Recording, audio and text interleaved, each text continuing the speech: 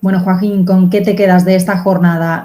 Recogida de beneficios, fatiga en el rally que hemos visto en los últimos días, ¿cómo lo ves? Bueno, al final lo que hemos visto son 6 sesiones consecutivas, como bien decías, un poco de la mano de esa recuperación del optimismo por cómo está funcionando la campaña de vacunas, por ese menor número de contagiados a nivel global, por esos estímulos, ¿no?, que están tardando en llegar, pero parece que sí que van a llegar en Estados Unidos. Y bueno, nuevos máximos históricos en Wall Street, prácticamente máximos anuales en Europa, y es normal, ¿no?, que se produzcan estas ligeras recogidas de beneficios como las que estamos viendo en la jornada de hoy. Hoy los inversores hablan de esa preocupación de que estas políticas expansivas puedan generar, ¿no?, un mayor repunte de la inflación y que eso tenga que obligar, ¿no?, a los bancos centrales a empezar a hablar de cómo van a ir retirando, ¿no?, toda esta cantidad de estímulos. Y bueno, es lo que estamos viendo, ¿no?, en estas sesiones. Al final seguimos muy pendientes de la crisis sanitaria, ya ha terminado la campaña de resultados empresariales, también esas noticias de los inversores minoristas tratando de elevar el precio de los activos no supone ningún tipo de amenaza en el corto plazo para los mercados, y seguimos un poco, ¿no?, pendiente de ver si esos datos macros van justificando, ¿no?, las altas valoraciones y que esa recuperación va a llegar en el futuro. No, estaba diciendo que, bueno, Solaria ha liderado las pérdidas en la bolsa española, a pesar de que conocíamos los resultados este lunes. ¿Qué es lo que ocurría? Joaquín, ¿podríamos decir que es que ayer no se cotizaron lo suficiente y que el batacazo pues, ha venido hoy más bien porque se han podido digerir mejor esas cuentas? A nosotros la verdad que nos está sorprendiendo mucho el comportamiento de Solaria desde que empezó el año, ¿no? Terminó el año pasado con una revalorización, me parece, en torno al 230%. Empezó muy fuerte, liderando las subidas del IBEX 35, por encima del 20% de revalorización. Llegó a superar, de hecho, los $30 por acción.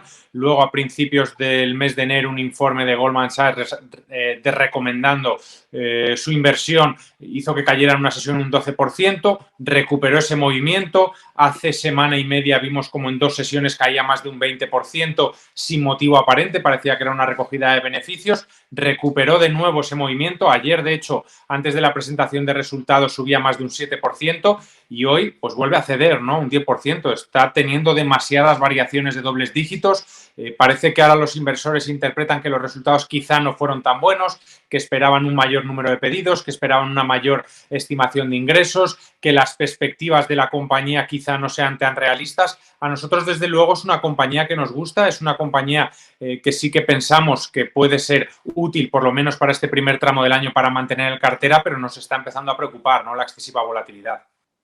No podemos dejar de mirar al Bitcoin. Hemos visto esas subidas por encima de los $48.000. Ahora está un poquito más bajo, pero bueno, en cualquier caso, tocando nuevos máximos. Ayer teníamos esa noticia, ¿no?, de Tesla. ¿Qué opinas? Bueno, al final, la verdad que no para de sorprendernos el comportamiento que está teniendo el Bitcoin. Hablábamos a finales del año pasado que podía ser una alternativa de inversión cuando estaba en $20.000.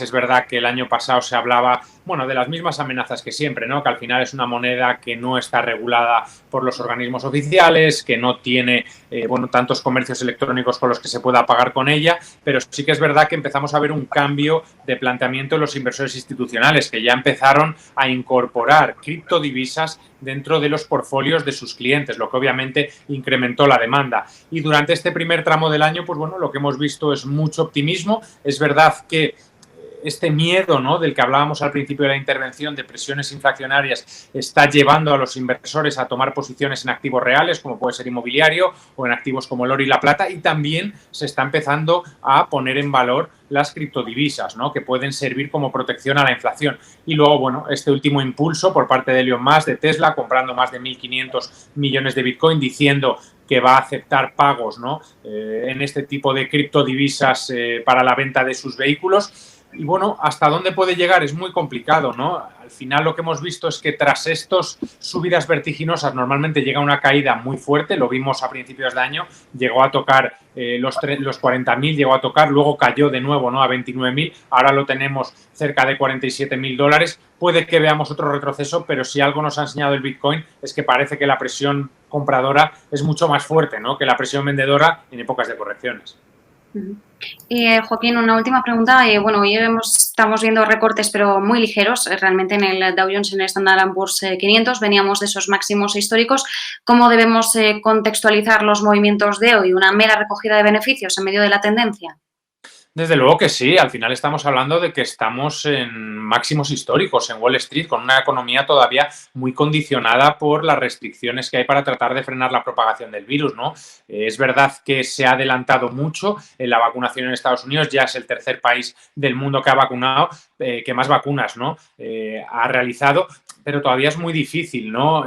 Comprobar si es verdad que están teniendo efectos en el número de contagios. Hay muchas de esas vacunas que solo se ha implementado la primera dosis, por lo que, bueno, vamos a seguir muy de cerca esa crisis sanitaria, igual que en el resto del mundo, y ver si poco a poco se puede ir restableciendo la economía, sobre todo las de las pequeñas y medianas empresas que tanta importancia tienen en Estados Unidos por la alta ponderación que tiene el consumo, pero desde luego seguimos viendo las bolsas muy alcistas, ¿no? De cara al mes de marzo se espera ese paquete de estímulo de Joe Biden, la Reserva Federal va a seguir apoyando con la política de tipos cero y al final estamos viendo, ¿no?, como las principales empresas siguen ganando cada día más, así que mientras eso se mantenga, las bolsas seguirán al alza.